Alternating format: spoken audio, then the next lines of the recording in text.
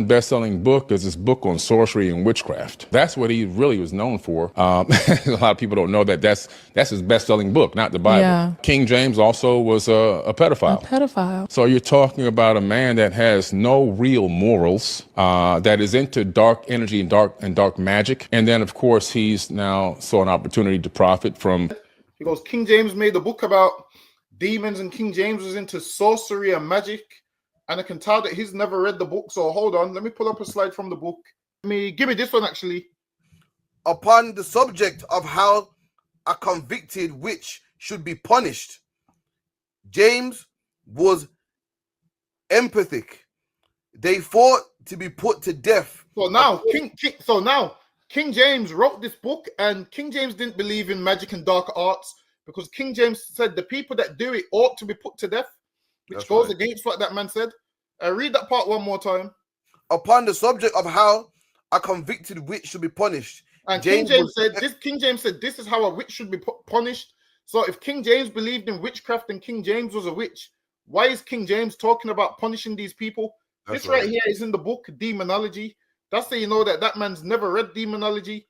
If you open the book Demonology and you go to this 6th page, which is still in the introduction, this is what you'll see in the introduction. Slaki, go ahead. James was emphatic. They ought to be put to death according to the law of God. Well, why is King James talking about demons and witches should be put to death according to the law of God?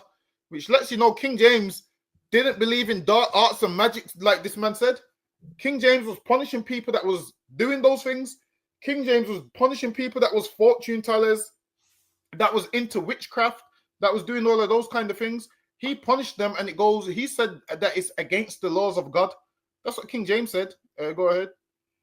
Khan, the civil and imperial law and municipal law of all Christian nations. His personal preference was for death by fire. And King James was burning those witches. That's why when you look up England and Scotland, they had the most witch hunts. They was doing witch hunts. See if you can Google what a witch hunt. See if you can get me the definition of a witch hunt. So now, if King James was believed in witchcraft and believed in doing it and doing sorcery, why would he be known for the? I believe it was called the Berwick witch hunts. They used to do witch hunts all over Europe, and King James used to sit in those witch hunt trials, and he used to punish those people by putting them to death. So all you need to